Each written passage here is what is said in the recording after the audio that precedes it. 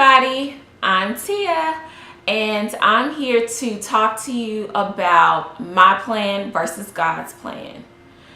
My plan for this website was originally called Embellished Hustle. I wanted to create a networking platform for creatives that I knew and creatives that I would meet along the way. Because I felt like I was running into a lot of creatives like myself who aren't really known, on social media or in their city, but they have passion for what it is that they're doing, and they just needed a platform to market it to other people. And I also feel like I'm always coming up with new ideas and new hustles for myself because it's my passion and things that I like to do, but things that I would like to get paid for. And so I was like, I'm going to create a website and I'm going to, network with other people. And, I had this whole plan out. I went and got the website. I was like, I'm going to create everything myself, my logo, my website. And this is going to be another hustle of mine, another service that I offer to other people.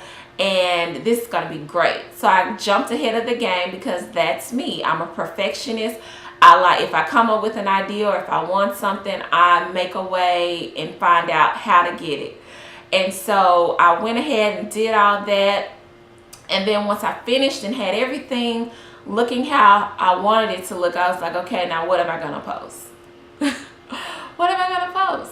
And, I prayed to God and I just was like, God, I feel like I'm having a creative block right now. Why isn't this should be coming out and oozing out naturally, because this is stuff that I know, this is what I wanted to do. And so, I prayed and, asked God to help keep me on the right path and to speak to me and show me things and help me to develop my idea if this is what I'm supposed to be doing. I always pray and say, God, I want to do what you want me to do. I don't want to do what I want to do, but I have this idea. I have this plan. If this is not what I'm supposed to do, let me know, make it clear as day. Give me a sign right now, God, And so he did. I thought that this was an original idea. And when I started doing my research, I found that it was a lot of people out there with the same idea and a lot of people on Instagram that have that same platform for other creatives, other bloggers, other, people with creative careers, and they feature them on their Instagram page and help promote them and help link them that way. And they've been doing it longer than me. So I was like, okay, well, that's clearly not what I'm supposed to be doing. So I was like, okay, God, I already, made this website. I got this domain. I got this logo. I'm ready to go. Like, as soon as you tell me what I'm supposed to be doing with this, I'm ready. And so I was like, okay, maybe I'll do a magazine and feature real people who are doing great things. Instead of having it all about celebrities, I'll make it about real people. Because originally and initially, all I really wanted to do was something that I was passionate about, something that came easy, something that I definitely knew about, something that helped people, and something that would serve as a creative outlet for me.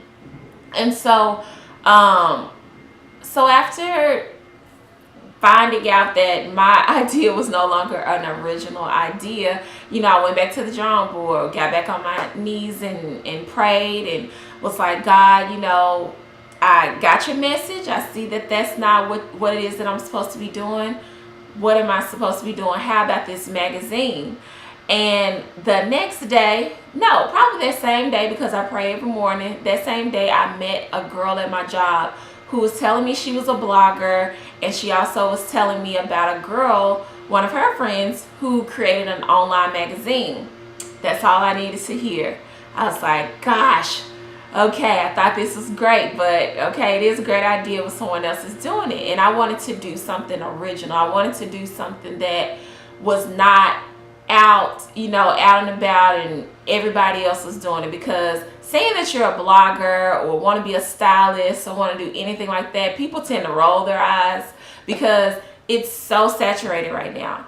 And so I didn't want to, initially I wanted to do fashion and styling and all that stuff, because I feel like that's something that I know as well, and that's something that I'm also great at. But that's something what everybody's doing. And so I wanted to come up with something original. So reasons why I kept trying to come up with original ideas. And so no to the magazine. And I'm like, all right, God, I'm still here, waiting. And I know that you're going to direct me down the right path. I know that I have a purpose, and I know that me and you have a relationship. You're going to tell me, you're going to help me out, And so that's where Tia S come from, which is in the style of Tia. You may see that also featured on the website. And that's just like my own creative space, because while I was still thinking about other people and helping other people, I also wanted something for myself. And so Tia S is also my Instagram, and it also is just a creative corner on the website that is me and all of my randomness. It has no purpose. It has no, well, it does have a purpose, me, of course, me and my creative outlet, and to showcase what it is that I'm doing, showcase my DIY type of things that I create on a regular, just at random, because I see something cool and I get inspired. And so it's kind of like inspiration for me, kind of like my vision board, but a live vision board that I continue to update.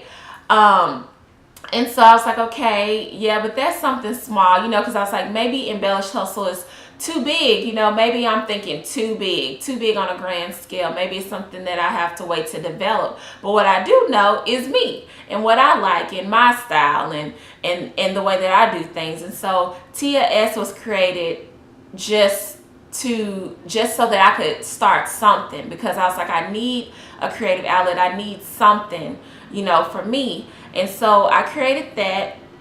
And then, of course, that would require me to do a lot of DIY projects and, to keep that whole thing up. And so as I was doing that, something to keep me busy, something to bring back, the will and the want to create and be creative, and just to get my juices flowing and my brain moving. That was a great option for that. And so I continue to pray, and I just was like, God, I just want to do something that helps people. I want to do something that's original, and I want to do something that comes natural, something that I don't have to necessarily prepare for like I would have had to do for the Embellished Hustle or for Tia S. I want something that just comes natural, but something that's original. And so that's when he showed me the idea of millennial marriages. I mean, literally, the name, the Millennial Wives Club, came to me like a whisper. It was him. I mean, who else would it be, right? And so I was just like, Millennial Wives Club. I was like, okay. So I Googled it, because I'm like, maybe this is something that I have to look up so that I can learn something about that's going to give me inspiration. There was nothing. And so I started Googling millennial marriages, millennial wives, to see what kind of content was already created for that, to see how I could add to it or bring something totally different. There was nothing really. A lot of the marriage blogs out there were something for husband and wife, that they did together, and it was, Bible based. And it was telling you how to be a good wife, and it was basically giving you advice. And me, I only give advice when I'm asked for advice, so I knew there was nothing that I wanted to do with this. It also was things that had millennial marriages, but sometimes didn't have anything to do with millennial marriages. And so it was confusing. And so I was like, okay, this is something new. This is something original. And this is something I definitely know. And this is something that could eventually help people as well. And so I was like, okay. And so as I went around and told my friends about my new idea, because I'm always having new ideas, originally when I shared the Embellished Hustle and the Tia S with them, it was like, oh, okay, that's cool. You are creative, things like that. And then when I said, I think I'm supposed to be doing something on millennial marriages, I'm going to call it the Millennial Wives Club, they were like, oh, I like that. So totally different reaction to this. And so this was just confirmation for me that yes, Tia, this is what you're supposed to be doing. And so here it is. It's the Millennial Wives Club. And it's nothing that fully is planned out. I'm going to tell you that right now. And it's really hard for me, and it was really hard for me to go ahead and just release it because I'm a perfectionist and I need everything in order, everything to make sense. I'm big on marketing. And with this, I'm launching this. Everything is not worked out. I'm the only member of the club right now, and I'm just figuring it out as I go. And so, because this is God's plan, and if you're doing what God wants you to do, you can't fail. And so, I know I'm not, a celebrity or anybody that everybody would know, but I am a daughter, I'm a wife, I'm a friend, I'm a sister, and I'm just a regular person. Like, I work 9 to 5 just like everyone else. I have dreams, I have goals, I have things that I'm trying to accomplish, and this is just me being able to share my journey with you all. Maybe you'll learn something. Maybe I can learn something from you. If you have something that you feel like you can contribute to the website or to the club, please hit me up and email me at info@themillennialwivesclub.com. If you see something that's blank on this website, it's because it's waiting on you to fill it out. And I'll get to it when I can. It's just right now I'm really trying to figure out what direction I want to go with this. But if I didn't put it out, I probably would have never put it out. And so this is in raw form right now. And that's okay, because this is a real platform. This is the reality of millennial marriages. Everything's not gonna be rainbows and sunshine.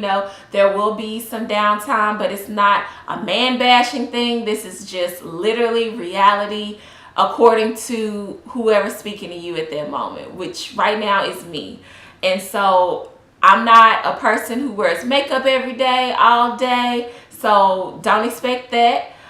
This is kind of like a documentary type thing, true life. I'm a millennial wife, and I just wanted to be relatable. I wanted it to be real. I wanted to make sense. And if you would like to join the club and share your story, or if you have stories to share, you're welcome to email me and type up your story. If you want to be anonymous, we have Millennial Anonymous, kind of like Alcoholics Anonymous. But instead, you can just type it up. We don't have to mention your name or anything like that. And you can use fake names in your stories. We have Millennial Love and Relationships, Millennial Life and Culture. If you're interested in writing a piece for that, feel free to email me your ideas and we can go from there. Yeah, I guess this is the beginning, and I'm excited to see where this goes. And just bear with me, guys, and hopefully you will like my Facebook page, follow me on Instagram, and help me with this movement. Thanks, everybody. Thanks for listening. Bye.